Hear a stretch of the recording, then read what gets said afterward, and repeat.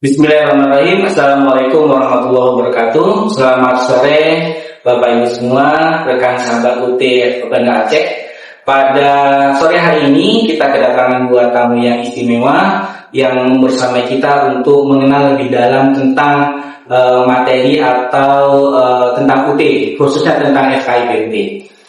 Di samping kanan saya kami perkenalkan izin Bu Dr. Mukti Amini ya Bu ya. Beliau adalah Wakil Dekan 3 FKIP UT. Kemudian yang di sebelah ujung adalah Bapak Muhammad Sulaiman, SPDI BIS MPD. Luar biasa. Nanti beliau akan menjelaskan itu apa BIS MPD ya.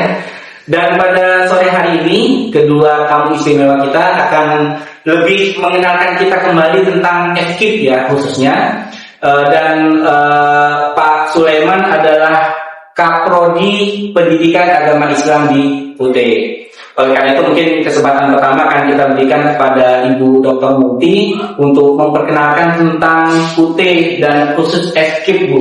Nanti mungkin akan lebih memperkenalkan lagi tentang bagaimana kemahasiswaan, kegiatan-kegiatan prestasi mahasiswa dari itu. Silakan Bu Dokter. Iya, makasih Pak Udra, Pak Adit ya. Assalamualaikum warahmatullahi wabarakatuh. Ya, teman-teman semua, hari ini kami datang ke Aceh. Alhamdulillah, ya. Senang sekali melihat suasana studio mini di Aceh ini, menarik sekali Pak Windra. Yang perlu ditiru untuk UT daerah yang lain. Nah, di FKIP itu kami alhamdulillah baru saja mendapatkan anugerah barangkali ya Pak Sule ya. 9 prodi yang berhasil mendapatkan akreditasi unggul ya.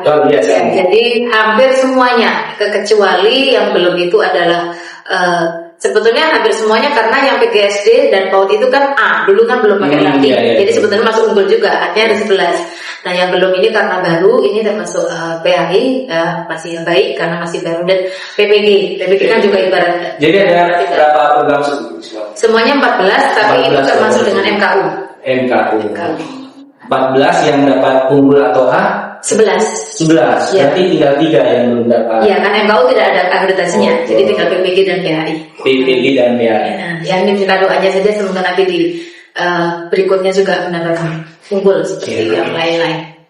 Prodi apa nih di 14? 14 itu dimulai dari yang paling sepuh ya, ibaratnya yang menghidupi UT selama ini PGSD, yang masuknya paling banyak di FKIP, terus PG PAUD. Terus kemudian di bidang sosial itu ada pendidikan ekonomi dan pendidikan kewarganegaraan. Terus kemudian di bahasa itu kami ada 2, pendidikan bahasa Inggris dan pendidikan bahasa Indonesia. Terus kemudian di bagian MIPA-nya itu ada 4, pendidikan fisika, pendidikan kimia, pendidikan matematika, pendidikan biologi. Nah, yang agak lebih mudah itu adalah teknologi pendidikan. Ya, yang memang dari awal tidak hanya membidik guru, tapi inovator gitu ya, ahli media itu juga sudah mendapatkan unggul. Nah, kemudian yang baru lagi PPG, baru kemudian terakhir PAI. Gitu. Kalau prodi yang paling banyak jumlah mahasiswanya? Masih manajemen. Kalau yang di FKIP masih PGSD. Nah, kalau sekarang untuk FKIP itu sendiri kan dulu ada istilahnya bahwa mahasiswa itu harus guru. Iya, betul. Kalau sekarang masih ada syarat harus guru nggak? Tidak, jadi sebenarnya sudah mulai beberapa semester ini ada istilahnya pre-service. Kalau dulu kan in-service ya, harus dalam jabatan. Tetapi setelah kita lihat kembali dari SK pendiriannya, itu memang tidak disyaratkan seperti itu sebetulnya. Gitu ya. Itu lebih kepada kebijakan saja, karena memang waktu itu para guru itu banyak yang belum S1 gitu ya. Tetapi ternyata kan sekarang sudah mulai jenuh ya, sudah mulai cukup banyak S1, sehingga kita melihat peluang bahwa preservasi itu sudah bisa. Dan sekarang PGSD itu trennya naik lagi karena preservasi sudah makin lebih banyak gitu ya. Jadi semua yang tadi 14 prodi itu tidak lagi mensyaratkan mahasiswa atau calon mahasiswa harus guru. Iya, betul. Jadi orang yang dia umum habis lulus SMA, SMK sederajat itu bisa masuk ke dalam keguruan. Iya. Tapi tetap saja nanti dalam admisi dia akan terbagi jadi 2 karena kodenya beda. Dan itu yang perlu hati-hati hati-hati. Jadi misalnya kalau dia memang sebagai mahasiswa yang lulusan SMA tanpa pengalaman jadi guru, maka pilihnya adalah yang pre-service, jangan pilih in-service. Nah ini kalau pengalaman PAI ini sering salah dalam arti misalnya dianggap kodenya itu cuma satu, akhirnya sebenarnya dia belum pernah jadi guru, tapi nanti tahu-tahu dibuatkan kayak surat keterangan mengajar. Akhirnya nanti ketika mulai semester 4 dia akan bingung karena perbedaan pre-service dan in-service itu sebenarnya sederhana, selisih 2 mata kuliah. Jadi kalau dia yang pre-service maka dia mengambil mata kuliah pembelajaran mikro dengan mata kuliah pengenalan alat persekolahan. Kalau dia yang sudah jadi guru maka tidak ada 2 mata kuliah itu, tapi ada namanya mata kuliah PKM, pemantapan kemampuan mengajar. Nah ini Pak Sulaiman ini kan Kaprodi PAI, Pendidikan Agama Islam. Mungkin bisa cerita dulu ini tentang PAI ya teman-teman, karena kita kan di Aceh ini banyak daya Pak Sulaiman. Kemudian pondok pesantren juga banyak kan ya. Daya itu pesantren dengan istilah Aceh. Nah ini kapan PAI berdiri di UT Pak Sulaiman? Kemudian apakah syaratnya berbeda dengan yang lainnya? Begitu mungkin tadi bisa dijelaskan kembali. Baik. PAI ini adalah prodi yang terlahir paling terakhir untuk saat ini sebelum ada prodi baru lagi dari yang ada di FKIP. Itu lahir pada bulan Januari tahun 2024. Artinya PAI sekarang perjalanannya sudah 2 tahun setengah. Jadi terakhir ini kami mengelola mahasiswa di semester 5. Nah, PAI sendiri kapan tadi? 2024 Januari 2024. Berarti baru 3 tahun ya? Belum sempurna 2 tahun setengah lah. Ya 2 tahun setengah. Dan memang tujuan PAI didirikan Universitas Terbuka ingin memberikan pelayanan terbaik kepada pondok pesantren memang atau daya yang belum terjangkau perguruan tinggi yang menyediakan prodi pendidikan agama Islam. Itu tujuan pendirian PAI, dan amanat rektor saat itu juga ingin memberikan biaya yang murah untuk para lulusan pesantren. Jadi kami buka saja sebenarnya dalam hitungan awal biaya SPPP untuk prodi PAI, prodi baru itu kan dia sudah menghitung biaya keekonomian. Itu seharusnya mungkin biayanya PAI karena banyak mata kuliah prakteknya itu biayanya hampir sekitar kurang lebih 3 juta. Tapi amanat rektor pokoknya PAI walaupun SIPAS dia dikasih harga yang sangat murah, 1,5 sudah menggunakan SIPAS dan mendapatkan ban ajar. SIPAS non TTM karena masih prodi baru, jadi berarti SIPAS dia pakai betul pakai non TTM atau tatap muka. Dan yang banyak ditanyakan juga mungkin sebagian ada yang menanyakan kapan nih PAI membuka jalur RPL. Sebenarnya saat pendirian program studi baru kita sudah merancang, jadi draft itu sudah kami rancang. Jadi kalau dia alumni pondok pesantren tanpa pengabdian maka akan dibebaskan SK sekian. Kalau dia lulusan pesantren dan ada pengabdiannya maka dibebaskan sekian. Kalau dia berasal dari prodi keagamaan non pendidikan, misalnya dia mungkin pernah menjadi alumni Fakultas Syariah atau Fakultas Adab, gitu ya, nanti dibebaskan sekian, gitu ya. Itu sebenarnya kami sudah rancang, cuma karena persyaratan RPL sendiri mewajibkan harus pernah meluluskan. Nah itu yang akhirnya PAI sampai sekarang belum bisa membuka RPL karena baru 2 tahun lebih tadi. Dan persyaratannya sama dengan ketentuan mahasiswa UT yang lainnya, hanya saja pada keterangan PAI kita biasanya menambahkan lulusan SMA sederajat atau MA sederajat, dan ada tambahan lagi yaitu madrasah atau pesantren yang sudah mendapatkan pengakuan muadalah dari Kementerian Agama. Jadi Kementerian Agama sendiri menjelaskan banyak sekali kan jenis-jenis pesantren Indonesia. Ada yang misalnya model namanya Kuliatul Muallimin Islamiyah, ada yang polanya adalah semacam pesantren dengan berbagai macam salafiyah gitu. Nah maka kemudian Kementerian Agama membuat sebuah sistem pengakuan yang disebut namanya adalah muadalah. Nanti dicek saja lembaga-lembaga yang sudah mendapatkan muadalah Kementerian Agama. Itu artinya dia dianggap setara seperti lulusan madrasah aliyah. Lisensi gitu lah ya. Kalau misalnya muadalah sendiri itu kan mungkin tidak semua di Acehnya hampir 2000-an kan ya ini daya ya. Dan itu kalau disebut daya berarti kan itu salafiyah ya. Ya, belum tentu yang ada di salafiyah itu mungkin yang punya muadalah, punya ijazah yang diakui. Apakah itu masih memungkinkan nanti ya ketika RPL itu nanti dibuka di PAI UT itu bisa diakomodir atau gimana Pak Sun? Nah untuk itu sendiri saya belum bisa memastikan ini karena koordinasi karena kalau muadalah itu dia memang betul-betul resmi ada penyetaraannya dari negara. Gampangnya gini, ada semacam ijazah yang lambangnya Garuda. Nah itu kan menjadi syarat legalitas, sama seperti kejar pakai C pun karena dia dianggap kemudian sudah disetarakan. Nah kalau untuk misalnya daya yang tradisional salafiyah yang mungkin ijazahnya ada full Arab, kami mungkin perlu diskusi ya, apakah kemudian itu bisa langsung diapelkan atau tidak gitu. Karena di Aceh sendiri itu sebuah keniscayaan ya untuk menambah jumlah mahasiswa, khususnya mereka-mereka yang berminat untuk menjadi guru agama Islam dengan modal ijazah tadi. Karena di sini kadang memang tidak diperlukan ijazah itu karena mereka sudah jadi tengku begitu kan. Modal jadi tengku kan sudah bisa menjadi imam, ya, sudah menjadi guru kan gitu. Ya. Secara keilmuan mereka nggak butuh ijazah, tapi formalitasnya mereka kadang tetap berpegang gitu. Mungkin bisa dipikirkan. Nah mungkin itu nanti akan kita kaji karena sebenarnya Kementerian Agama sendiri juga baru membuat sebuah peraturan baru tentang penyetaraan yang namanya tadi semacam mahat. Jadi jenjang mahat itu sekarang berjenjang dan itu bahkan sedang ada rencana pengakuannya dari Kementerian Agama. Tapi saya belum membaca nanti turunan hukumnya secara utuh tentang model-model pesantren atau daya yang tradisional. Ya. Berapa jumlah mahasiswa sekarang Pak? Kalau untuk PAI sendiri sekarang kurang lebih 8.400 mahasiswa. 8.400 itu seluruh Indonesia. Betul.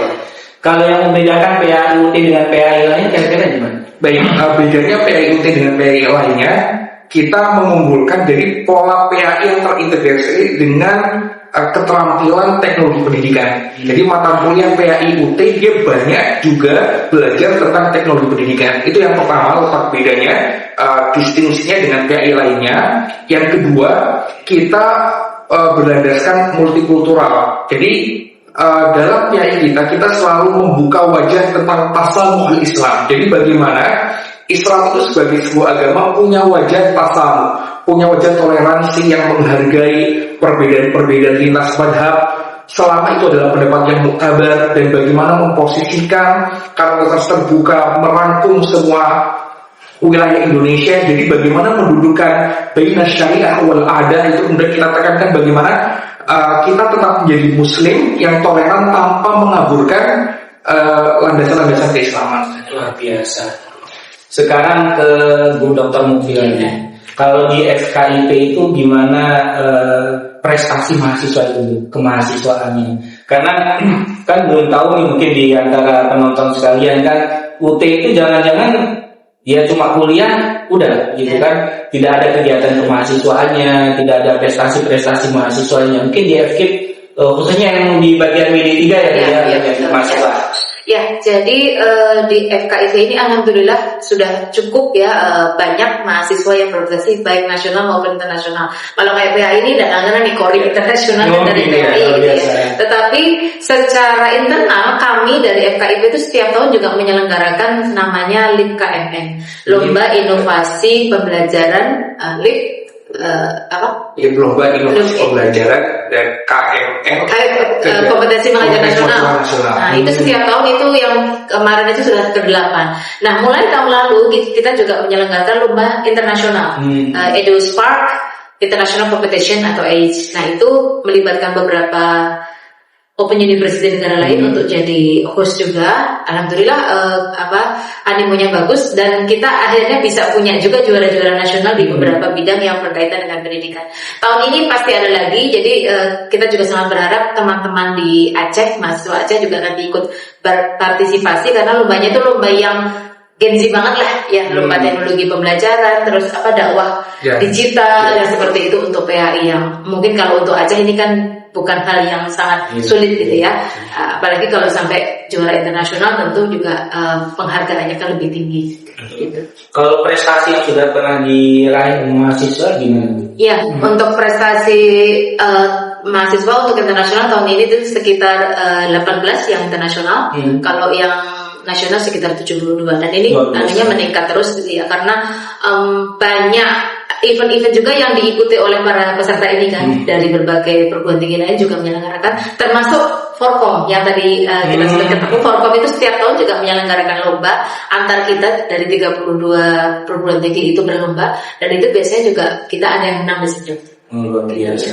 Kalau misalnya tadi dibandingkan jumlah mahasiswa UT itu rasionya berapa? Nah itu itu yang memang menjadi PR bersama ya Pak Sule. Karena kalau di rata-ratakan, apalagi kalau PGSD dimasukkan itu masih 0,003 masih terlalu.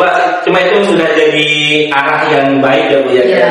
Karena kan sebelumnya kan masuk UT kan kadang ya sudah dapat ijazah itu kan tujuannya. Jadi kegiatan-kegiatan kemahasiswaannya belum terlalu diikuti ya. Mungkin bisa saya tambahkan Pak Dir. Jadi untuk kegiatan kemahasiswaan itu mulai 2026 ini banyak banget sudah diakomodir pula di SBM, termasuk pelatihan yang bersertifikasi BNSP. Itu ada buat mahasiswa, itu ada peruntukannya. Terus pembimbingan untuk bakat minat itu juga ada. Jadi tidak sekedar kuliah aja gitu, tapi benar-benar memang diwadahi dan dibiayai. Termasuk misalnya kalau dia berhasil masuk jurnal itu APC-nya pun disubsidi. Kalau dia misalnya itu untuk mahasiswa. Iya. Jadi artikel ilmiahnya. Artikel ilmiah asal cinta itu berhak mendapatkan 500.000. Oh, nah ini informasi baru ini bagi mahasiswa. Jadi mahasiswa kalau ambil mata kuliah artikel ilmiah, kemudian diterbitkan ke jurnal, yang Sinta berapa Bu? Sinta berapa aja? Oh, Sinta berapa? Yang penting Sinta ya, 1, 2, 3, 4 gitu ya. Apalagi kilir ya. Iya. Tapi memang masih sedikit, baru 500. Tapi kan ini untuk guru kan ya, tapi non guru juga bisa. Bisa aja, pokoknya asal terbit di jurnal yang bersinta. Ini teman-teman jadi motivasi ya, betul. Yang semester akhir ya. Termasuk ini biaya untuk ajang internasional dan nasional. Untuk ajang internasional itu kita bisa membiayai, misalnya dia ikut kompetisi apa di luar, lomba debat apa, itu untuk Asia Tenggara itu 6 juta subsidi gitu ya. Oh iya. Summer camp atau apa. Dan peluang-peluang untuk student exchange pun sudah makin banyak. Seperti tahun ini kami dari FKIP itu mengirimkan 4 orang ke PSG, penghasilan State University Filipina, ditambah 2 orang ke Selangor, Universitas Selangor, dan 1 lagi ke Shanghai Open University, gitu ya. Jadi peluang-peluang untuk berkompetisi di situ juga makin banyak. Dan ini ada informasinya di mana? Tentu ada di website atau IG-nya UT gitu ya. Itu sering, dan ternyata pada ini. Kalau saya lihat ya mahasiswa yang udah semester 7, ya kenapa baru tahu sekarang kita udah semester. Makanya informasi ini penting ya. Itu untuk misalnya student exchange, kemudian tadi ada perlombaan atau kegiatan event internasional. Itu dia harus mewakili UT atau dia secara pribadi kemudian mengatasnamakan UT atau bagaimana syaratnya? Kalau yang seleksi internal tentu karena kita mengambil dari masuk pakai nama UT. Tapi kalau yang summer camp dan sebagainya biasanya mereka secara pribadi ikut, terus kemudian kalau dapat, terus mengajukan. Oh begitu. Itu dari lewat kaprodinya mengajukan, ini luas saya diterima di summer camp apa, itu bisa. Jadi misalnya begini, ada mahasiswa nih, dia secara pribadi mengikuti perlombaan di tingkat internasional gitu ya. Kemudian dia bersurat ke FKIP atau bagaimana prosesnya? Bisa ke FKIP, bisa ke kaprodinya lapor, nanti dari kaprodi kan ada berkas-berkasnya. Sebaiknya sih sebelum lombanya ya, karena kan kita juga harus, artinya bukan berarti setiap yang lomba pasti dapat kan, enggak. Kita kan tentu mempertimbangkan misalnya keabsahan dari lomba itu, karena kan kita juga harus hati-hati ya. Sekarang kan juga banyak banget event-event yang kurang bisa dipertanggungjawabkan secara ini, jadi kita harus hati-hati. Yang paling aman memang biasanya yang di bawah universitas itu paling aman. Jadi kalau teman-teman nih misalnya punya kesempatan punya kesempatan untuk berkompetisi di dalam negeri mungkin kemudian di luar negeri, dan itu ada hubungannya dengan universitas mungkin atau dengan keilmuan dengan kalau di umum misalnya mahasiswa PAI tapi dia ikut kompetisi judo misalnya, itu gimana kira-kira? Bisa ya? Tetap itu bisa dilaporkan. Dari sebenarnya perlombaan itu artinya bisa top down, bisa bottom up. Artinya gini, misalnya Kementerian Dikti-Saintek sendiri menyediakan ada namanya Pusprenas, Pusat Prestasi Nasional. Itu banyak sekali perlombaan-perlombaan yang bisa diikuti oleh mahasiswa, dan itu nilai skornya tinggi karena diselenggarakan oleh Kementerian Dikti-Saintek. Ada di bidang misalnya terkait penelitian, ada mahasiswa berprestasi, ada juga nih kalau untuk mungkin Aceh ini banyak yang nggak daya, misalnya ada namanya lomba MTQ nasional saja itu satu lomba cabangnya banyak, mulai dari misalnya kemudian lomba tilawatil Quran yang biasa tartil, ada yang model tilawatil Quran Jawa, ada hifdzil Quran 10 juz, 20 juz, 30 juz, ada lomba penulisan karya ilmiah sains Al-Quran, ada lomba debat terkait kandungan Al-Quran, ada lomba pembacaan berjanji, ada lomba musabaqah syaril Quran, ada lomba musabaqah hamil Quran, ada lomba tadi kaligrafi Al-Quran. Artinya itu saja sudah banyak sekali cabang lomba, dan mahasiswa juga boleh mencari sendiri lomba-lomba yang mungkin bonafit dan dari kredibel. Dan untuk UTAC misalnya, untuk PAI saya misalnya ada salah satu mahasiswa dari UTAC, Intan Matolriyati dan seperti Pak Widra yang mendampingi, dia mendapatkan juara 2 lomba konten kreator yang diselenggarakan oleh anak RI. Nah itu artinya bisa, walaupun maksudnya ikut dulu kemudian walaupun tadi bagusnya menghubungi dulu mungkin biar kita bisa lakukan pembimbingan penguatan. Iya. Nah, ke mahasiswa itu sendiri pun sebetulnya ketika dia berprestasi ada pembinaan khusus nggak sih dari FKIP atau Prodi ini sendiri? Ya, pembinaan itu biasanya dari awal itu kan kita ada namanya Sapa Prodi ya. Di Sapa Prodi itu kita akan membuat Google Form, ini misalnya minatnya di mana atau punya prestasi apa. Dari situ kita akan melihat bibit-bibit mahasiswa yang potensial untuk dibina. Oh, itu berarti awalnya dari daerah dulu Bu ya? Iya. Dari OSMB. Dari OSMB dilihat ini loh ada informasi seperti ini. Nah, terus kita pegang terus ibaratnya supaya makin banyak prestasinya nanti baru kemudian terus di upgrade ininya. Iya. Memang itu adalah PR besar di ITB sebetulnya. Dan apalagi sekarang kan ada dukungan Ormawa itu bisa menjadi pintu untuk mengasah. Betul. Satu lagi yang mungkin juga bisa digalakkan di Ormawa adalah kesempatan untuk melakukan penelitian dan PKM mahasiswa. Itu baik dari Kemendikbudristek-nya juga dananya besar.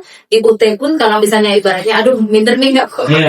Turunnya level UT pun banyak gitu ya. Jadi ini bisa menjadi prestasi mereka gitu ya.